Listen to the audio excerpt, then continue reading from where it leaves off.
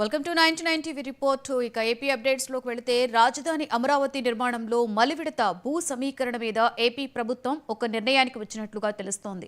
మలివిడత pooling ను 2 దశల్లో చేపట్టాలని నిర్ణయించారు. తొలి దశలో 30,000 ఎకరాలు, రెండవ దశలో విమానాశ్రయ అభివృద్ధి కోసం 10,000 నుండి 12,000 ఎకరాలు, మొత్తంగా 42,000 ఎకరాల వరకు కూడా సమీకరించనున్నట్లు సమాచారం. ప్రభుత్వం విడుదల చేసిన రూల్స్ లో అమరావతి విమానాశ్రయానికి భూములిచ్చే రైతులకు ఒకే చోట భూములు ఇస్తామని ప్రత్యేక నిబంధన చేర్చారు. మలివిడత భూ సమీకరణ మీద మరింత సమాచారాన్ని మా సీనియర్ కరెస్పాండెంట్ కొండలరావు అందిస్తారు. అమరావతి రాజధానిలో మలివిడత భూసేకరణకు రంగం సిద్ధమైనట్టు కూడా కనిపిస్తుంది. ఇప్పటికే ఏదైతే భూసేకరణకు సంబంధించి 4 మండలాల్లో ఏదైతే తుళ్ళూరు మండలం కావచ్చు, తాడికొండ మండలం కావచ్చు, అమరావతి మండలం, పెదకూరపాడ మండలం, ఈ 4 మండలాలకు సంబంధించి కూడా భూమిని సేకరించే విధంగా కూడా ప్రణాళిక రూపుదిద్దుతున్నారు. మరికొన్ని రోజుల్లోనే దీనికి సంబంధించి నోటిఫికేషన్ కూడా ఆంధ్రప్రదేశ్ ప్రభుత్వం ఏనున్న నేపథ్యం అయితే కనపడుతుంది. అయితే ప్రధానంగా ఏదైతే ఈ భూమి స్వీకరిస్తున్నారో వీటికి విమానాశ్రయం, అంతర్జాతీయ విమానాశ్రయం రాజధాని ప్రాంతంలో నిర్మించేందుకు కావచ్చు, మరోపక్క రాజధాని ప్రాంతంలోని రైల్వే మార్గానికి సంబంధించి వీటి మీద కూడా ప్రధానంగా పెట్టి వీటి మీద భూమిని స్వీకరించే విధంగా కూడా ప్రణాళిక రూపొందించే విధంగా కూడా చూస్తున్న పరిస్థితి కనపడుతుంది. జిల్లా జాయింట్ కలెక్టర్ ఆధ్వర్యంలో ఏదైతే గ్రామ సభలు, ప్రతి గ్రామంలోని సభలు పెట్టి ఈ సభకి ఏదైతే రైతులు అనుకూలంగా ఎవరైతే ఉన్నారో, రాజధాని భూమిని ఇచ్చే రైతులు ఎవరైతే అనుకూలంగా ఉన్నారో వాళ్ళందరినీ కూడా ఏకం చేసి వాళ్ళందరి దగ్గర నుంచి అర్జీలు తీసుకుంటున్న నేపథ్యం కనపడుతుంది. ఏదైతే నోటిఫికేషన్ 2-3 రోజుల్లోనే నోటిఫికేషన్ రాబోతుంది. ఈ నోటిఫికేషన్ ఇచ్చిన 12 నెలలనే ఏదైతే గవర్నమెంట్ ద్వారా ఏదైతే బెనిఫిట్స్ ఉంటాయో వీటన్నిటినీ అమలు చేసే విధంగా కూడా ప్రణాళిక రూపొందించినట్టు కూడా తెలుస్తుంది. దాదాపు 42,246 ఎకరాలకు కూడా భూమి సేకరించే విధంగా కూడా ప్రణాళిక రూపొందించినట్టు కూడా తెలుస్తున్న పరిస్థితి అయితే కనపడుతుంది. అయితే ఏదైతే తాడికొండ మండలంలో దాదాపు 7,256 ఎకరాలకు సంబంధించి కూడా ఇప్పటికే ప్రణాళిక రూపొందించారు. ఇప్పటికే గ్రామ సభలు పెట్టి అక్కడ రైతుల్ని అనుకూలంగా కూడా చేసిన విధానం కనపడుతుంది. మరోపక్క ఏదైతే తుళ్ళూరు మండలంలో 10,878 ఎకరాలకు సంబంధించి కూడా ప్రణాళిక రూపొందించారు.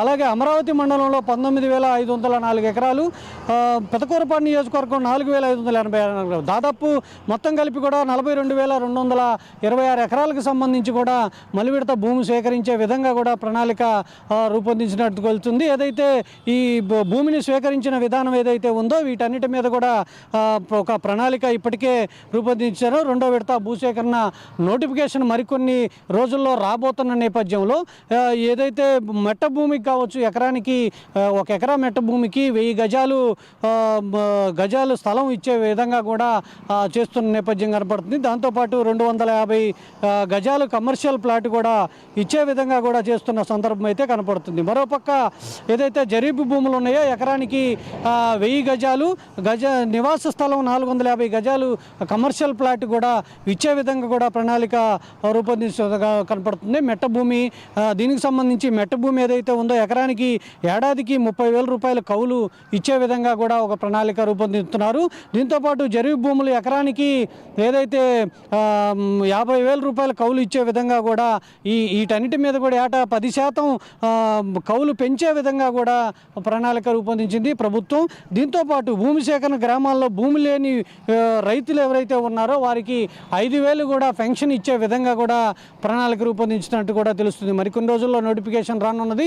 దీంతోపాటు ఏదైతే ఫస్ట్ విడతలో ఏదైతే భూసేకరణ 33,000 ఎకరాలు ఏకదాటిగా రైతులు వచ్చి స్వచ్ఛందంగా ఆనాడు ముఖ్యమంత్రి చంద్రబాబు నాయుడిని నమ్మి ప్రజలు ఇచ్చారో దానికి సంబంధించి ప్రణాళిక ఇప్పటికే రాజధాని భూములు పనులన్నీ కూడా ఏకవంతమైన నేపథ్యం కనపడుతుంది. అయితే 2014 నుంచి 19 వరకు భూమిని స్వీకరించినట్లు కొన్ని భవనాలు కట్టి నిర్మించిన నేపథ్యం కనపడుతుంది. అయితే 2019 నుంచి 24 వరకు ప్రభుత్వం మారిన నేపథ్యంలో ఈ ప్రభుత్వం మారిన రాజధాని ఏమాత్రం అభివృద్ధికి నోచుకునే పరిస్థితి, ఎక్కడ పనులు అక్కడే ఆగిపోయిన నేపథ్యం కనపడుతున్న నేపథ్యంలో మరోపక్క రాజధానిలో రెండోసారి కూటమి ప్రభుత్వం అధికారంలోకి వచ్చిన తర్వాత ఇప్పుడు మలివిడత భూసేకరణ చేసే విధంగా కూడా ప్రణాళిక రూపొందిస్తున్నాడు. ఇక్కడే ముఖ్యమంత్రి చంద్రబాబు నాయుడు నివాసం కూడా ఇల్లు కూడా ఇక్కడే కట్టుకుంటున్న నేపథ్యం ఉంది.